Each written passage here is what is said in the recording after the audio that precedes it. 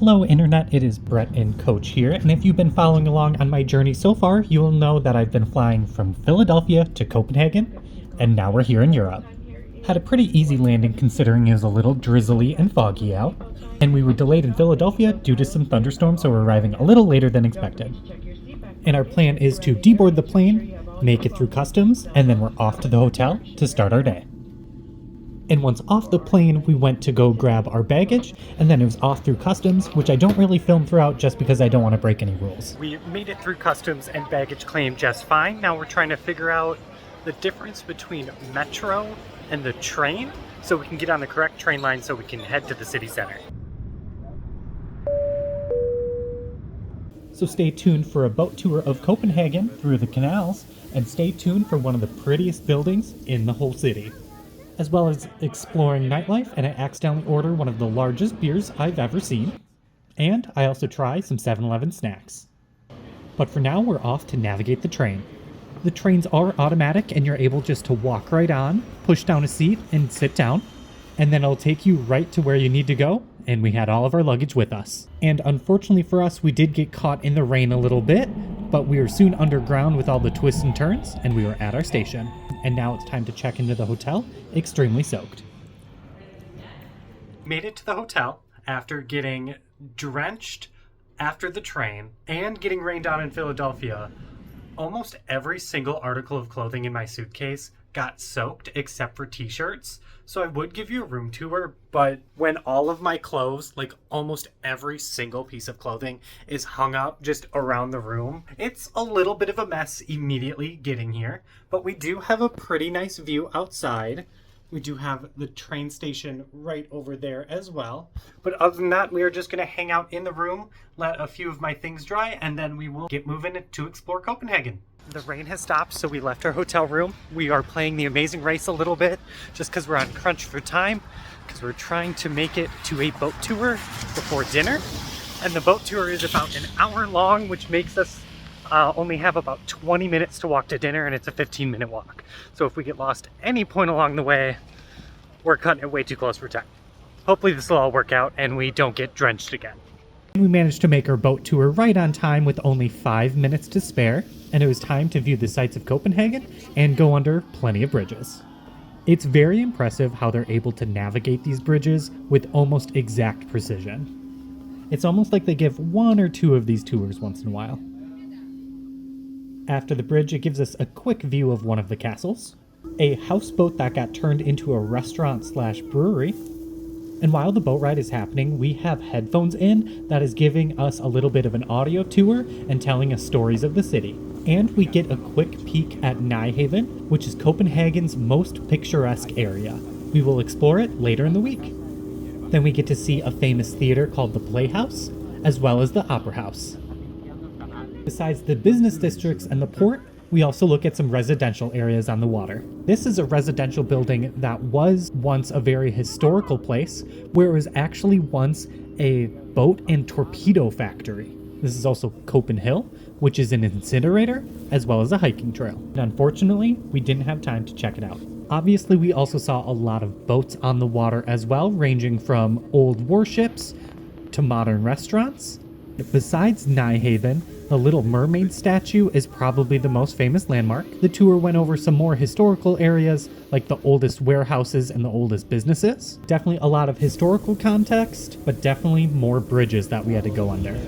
They were very tight squeezes, and every time they told us, keep our hands in the boat. But also, it was time for the prettiest view in the city, which this brown and gold spire is the Church of Our Savior. This alone made the tour worth it. This is also the Royal Library, named the Black Diamond, which actually leans over the water by 7%. And we see some more spires that we took a brief glance at the beginning, meaning it's time to wrap up a boat tour.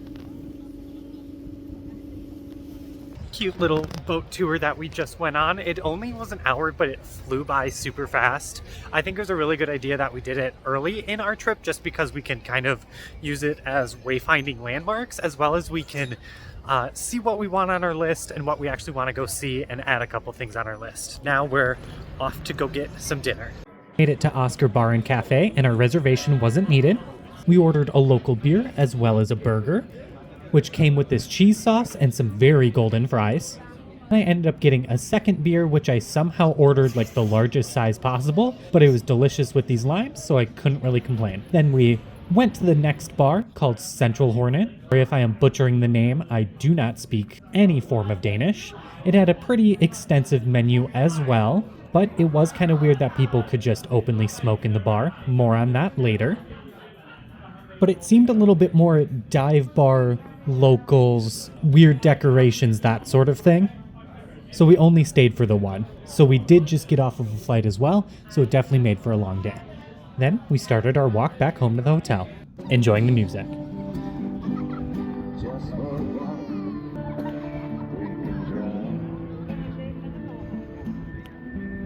Just got back to the hotel after dinner and a drink at a different bar, which a couple things have kind of shocked me about Copenhagen. First, at the last bar, people were just fully smoking inside, which just isn't a thing in the US anymore. And it seemed like looking in a couple other restaurants and like bars, such like that, that's just fine. It's based on what like the owner or the restaurant decides, which is completely different than the United States, where it's no tolerance policy, which I get it. I prefer having the no tolerance policy, but if there is the community of it, I can understand why having it at your bar, but just was a little bit of a culture shock thing. Secondly, Copenhagen is not for the weak of ankles.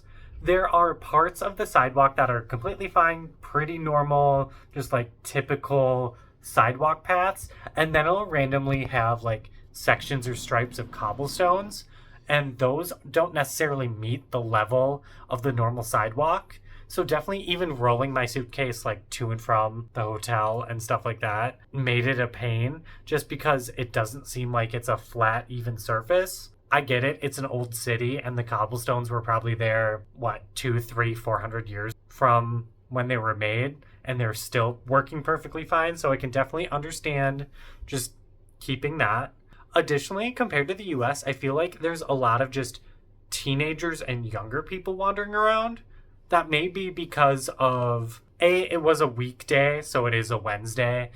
They could just be like during summer break or after school, and that's just when we caught them. Or I also had the thought that it was the legal drinking age is, I believe, 18 or 19 here, so that could just bring the younger crowd out.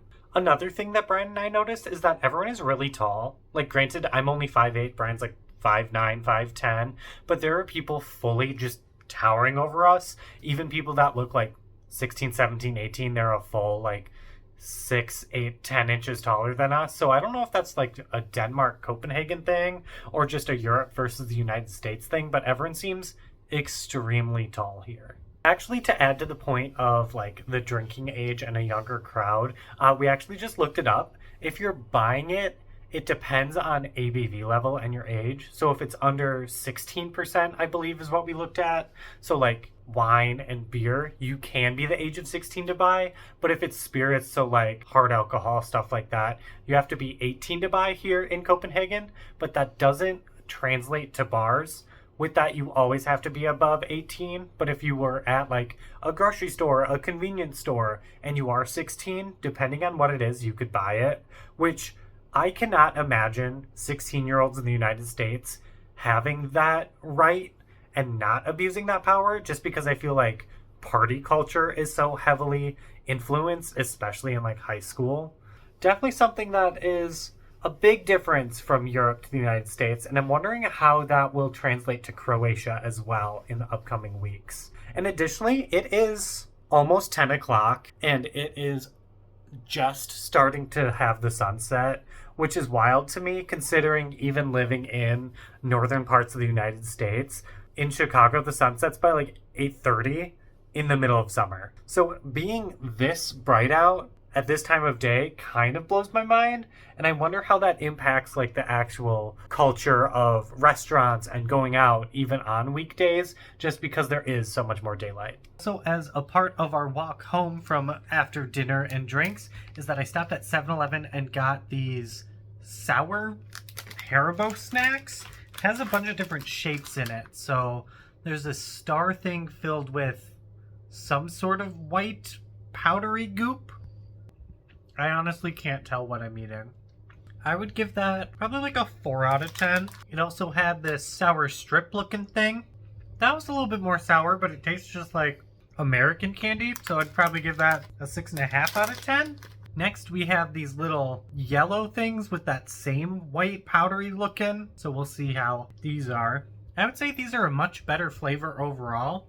A little bit more lemony. I still can't tell what this random white powder is. Is there any other shapes? Looks like there's possibly an orange one or a green one of the yellow thing I just ate, but otherwise I'd probably give it a 5.5 out of 10. Like, it's just pretty standard sour flavored gummies. Also at 7-Eleven I got this teriyaki wrap, and I would say it's suspicious. Granted, I don't understand the language here, so none of the label really makes sense except for teriyaki, and I think Japansk means Japanese or Japan. I would say it's kind of sweaty and not in a likable way, because it's just kind of wet. And when I did take a bite, the salad itself was fine, but then the whatever meat and sauce just seemed suspicious. I'll finish it, but I definitely don't think I would buy it again. It's kind of how I imagine somebody who smokes tastes. Like if you ate a chain smoker by like cutting off their arm and taking a bite out of it, has a weird like fake meat smoky flavor that I don't think is quite working. It's just something's off and I just can't quite place it. Alright, I think that's where I'm going to leave this video here. If you enjoyed what you saw, please let me know by either liking this video or leaving a comment. And if you want all of these videos directly sent to your inbox, please make sure you are subscribed and you will not miss a video. Otherwise, it'll definitely help me out and make me feel good about myself, especially starting out these videos. Otherwise, that is where I'm ending today's video, and have a great rest of your night. I will see you tomorrow for more Copenhagen content.